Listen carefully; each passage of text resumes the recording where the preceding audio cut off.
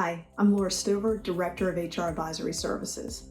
Today's topic is tips for onboarding employees. Unfortunately, a lot of employers struggle with getting new hires acclimated and ready to work.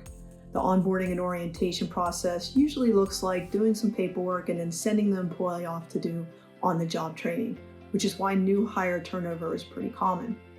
HR studies have shown that up to 20% of employees leave employment within 45 days. And that's a pretty concerning statistic considering that employees are an investment and it costs thousands of dollars whenever they leave the company. So I'm going to share just a few tips to help with onboarding employees and hopefully retaining them as well. First, once you've made an offer, make sure that you are immediately communicating with the employee. Don't wait until they've already started. Send a welcome email that includes helpful information like where to park, who to ask for on the first day, when to arrive, what's the dress code, what should they wear, how will lunch be handled, and even who they're going to train with. This will really help the employee be excited and ready to work on their first day.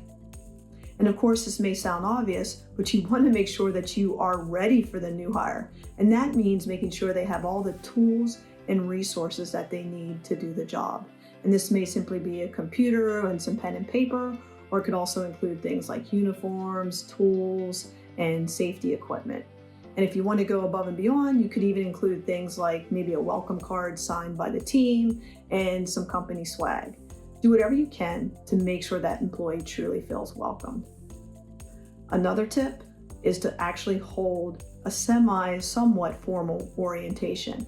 Don't just do paperwork, but review things like key policies, how things get done, tips on company culture, and most importantly, make sure that that employee gets to meet with their manager and have their job duties and responsibilities fully explained so that expectations are set from the beginning. The employee will really appreciate that time has been taken to help them understand their role because they really do not know anything or how your company works. So that is super important.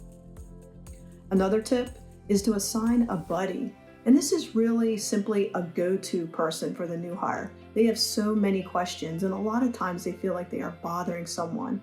So if you have someone assigned to them, that'll really help relax them a little bit, knowing that they have a resource to go to for all of their questions.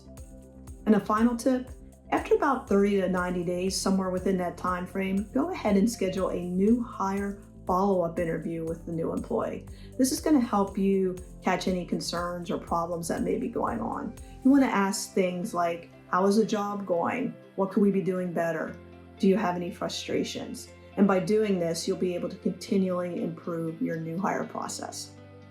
So these are just a few tips for onboarding employees. As you know, turnover is very expensive and it can harm your image and team morale. So we really encourage you to take the time to review your turnover, look at your onboarding process, and make improvements. As always, if you have questions or you'd like some tips or even a sample new hire follow-up interview, please contact us. And thanks for watching.